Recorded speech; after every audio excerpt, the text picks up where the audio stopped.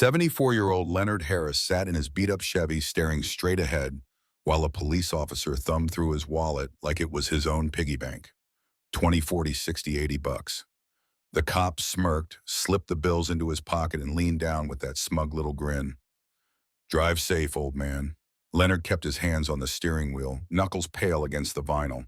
He'd heard those words before he'd lived through worse, but what the officer didn't know was that those bills he just pocketed were glowing like beacons to FBI vans parked only blocks away. Leonard wasn't born to be a fighter. He was a retired postal worker, the kind of man who still polished his shoes before church on Sundays, who still called everyone sir and ma'am. He'd served in the Army back in the day, marched mail routes for 40 years in rain, snow, Georgia heat, you name it. Since his wife Martha had passed 3 years ago, he kept busy teaching chess to kids at the community center and serving as a deacon at his Baptist church. Folks respected him. Dignity, discipline, soft-spoken kindness, that was Leonard. Everyone respected him, that is, except Officer Ryan Doyle of the Maplewood Police Department. To Doyle, Leonard was just another easy mark. First time, it was a broken taillight. Leonard knew every inch of his Chevy, but he paid the $80 fine anyway, except there was no receipt. Second time, it was 5 miles over the limit. $70 vanished. By the 8th stop in 3 months, Leonard had lost nearly 600 bucks. He never saw a single ticket. He told himself to stay quiet. His father had taught him that lesson decades ago. Don't challenge a white cop, don't make sudden moves, don't risk your life over pride. But the money meant skipped medication, and at his age, that wasn't small change. The night it all broke, Leonard's grandson, Chris, a second-year law student, noticed how his granddad's hand trembled every time a police cruiser rolled by. Over Sunday dinner, Chris pressed him, "Granddad, this ain't the 60s anymore. You got rights. What he's doing is criminal."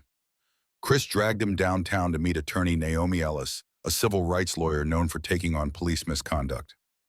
Naomi flipped open a folder. 6 other seniors in Maplewood had filed the same complaint. Same officer, same story. Leonard's hand shook as he pointed at Doyle's photo. "That's him. Always so smug, like he's untouchable."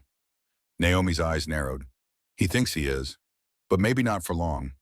The next day, Leonard sat across from FBI agent Michelle Tran, a woman who specialized in rooting out dirty cops. "Mr. Harris, we've had Doyle's name on our radar for months," she said, "but we need evidence that will stick. Would you be willing to help us catch him in the act?" Leonard's throat tightened. "You mean bait?" She nodded.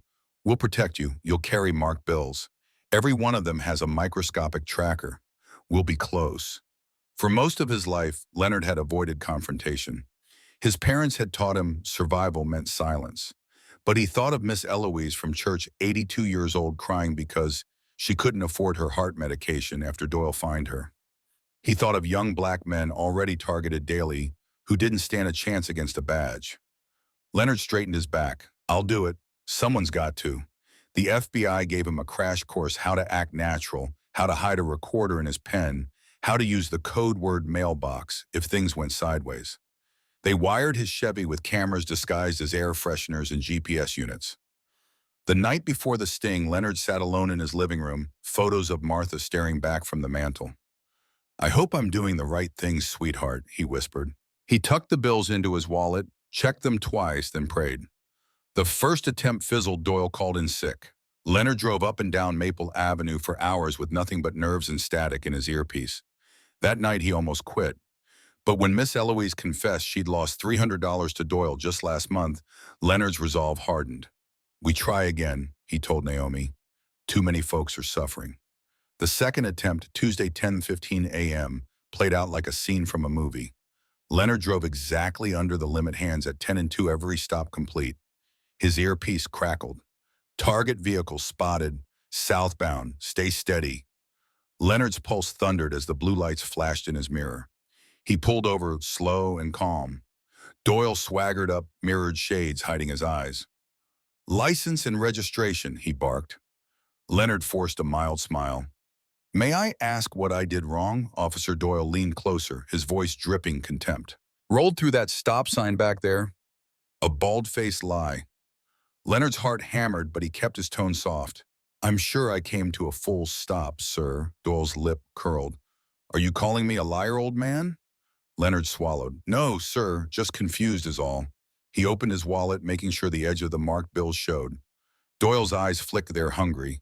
He drew out the wallet, flipped it open behind Leonard's back. Carrying quite a bit of cash today, aren't we? Leonard kept his voice calm. Just for groceries and the kids at the center. Doyle's tone turned falsely friendly.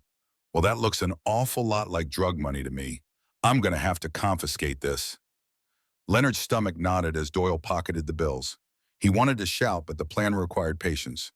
Don't I get a receipt? He asked quietly. Doyle laughed sharp and cold. Sure you want paperwork? I could haul you in for resisting arrest. That enough paper for you? He slapped the car. Drive home safe, old man. Leonard's hands trembled as he slid back into the driver's seat. His earpiece buzzed. Operation successful, Mr. Harris. Proceed to rendezvous. For the first time in months, Leonard felt a flicker of victory, but the battle was far from over. When Naomi presented the evidence to the district attorney, the DA shrugged. One incident isn't enough. A decorated officer with a spotless record, juries won't buy it. The system closed ranks. That's when the threats began. Leonard's phone ringing with anonymous voices hissing, "Stop, old man, or else." The community center where he volunteered was suddenly shut down with code violations. Even his church turned cold, members whispering that his fight might bring trouble to them all. One night, Doyle himself showed up at Leonard's door, pushed inside without asking. His uniform was wrinkled, his eyes bloodshot. You've caused quite a stir, old man, he sneered. Leonard stood his ground. All I want is justice. Doyle paced like a wolf. Justice? You don't get it. I'm just the face. There are people behind me with power. You keep pushing, they'll bury you and your grandson too. He glanced at family photos on the mantel. Sign a statement you were confused. Make this go away. Otherwise, he left the threat hanging. When Doyle walked out, Leonard's knees nearly buckled. But he grabbed his phone, hit record, and told Agent Tran everything. That night, he whispered to Chris, all my life, I kept quiet. Maybe that was cowardice, but not this time. As the FBI dug deeper, they uncovered connections between Doyle, the police chief, and a shady development project targeting black neighborhoods. Suddenly, this wasn't about traffic stops. It was about pushing elders off their land. A local journalist blew the story wide open. Protests erupted. For the first time in his life, Leonard saw crowds of young and old chanting his name, Justice for Leonard. The trial came months later. Leonard, frail but resolute, walked into the federal courthouse wearing the blue tie Martha had given him for their 40th anniversary. On the stand, his voice shook at first, then grew stronger. My parents taught me to avoid trouble with the law, to keep my head down. But there comes a point where enduring becomes enabling. I couldn't stay silent while my friends were robbed of their dignity. Doyle's lawyer sneered. Isn't it possible, sir, you just misunderstood? You're 73. Maybe your memory. Leonard leaned forward, eyes blazing. Young man, I may be old, but I know the difference between a traffic ticket and a shakedown. When a cop puts your money in his pocket, there's no misunderstanding. The jury stirred murmurs rippling through the courtroom. One by one, other seniors testified, Miss Eloise, Mr. Turner, all with the same story. Agent Tran showed the marked bills glowing under ultraviolet light, the trackers mapping Doyle's spending. Officer Rodriguez, Doyle's own partner, broke ranks and testified about the orders from the chief. The defense collapsed under the weight of it all. Verdict day guilty. Doyle, the chief, even a city developer, all convicted. The judge ordered restitution, millions funneled back into the community. A scholarship was created in Leonard's name for black students studying law. The community center reopened bigger than before. For once, justice had a face. Months later, Leonard visited Martha's grave with a bouquet of yellow roses. He sat on the bench and whispered, "We won, sweetheart. Not just for us, but for the kids coming after." But the story doesn't end neatly. Some officers still circled his block at night, lights flashing just to remind him they weren't gone. Friends warned him to keep looking over his shoulder, and Leonard, though proud, knew the fight wasn't truly finished. So here's the question for you. If you were in Leonard's shoes, 73 years old, health failing, threats at your doorstep, would you have stood up or stayed silent? Comment 1 if you believe most people would have stayed quiet out of fear. Comment 2 if you think more folks would fight back like Leonard.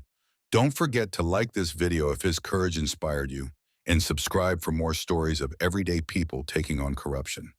Because sometimes the bravest thing you can do is simply refuse to look away.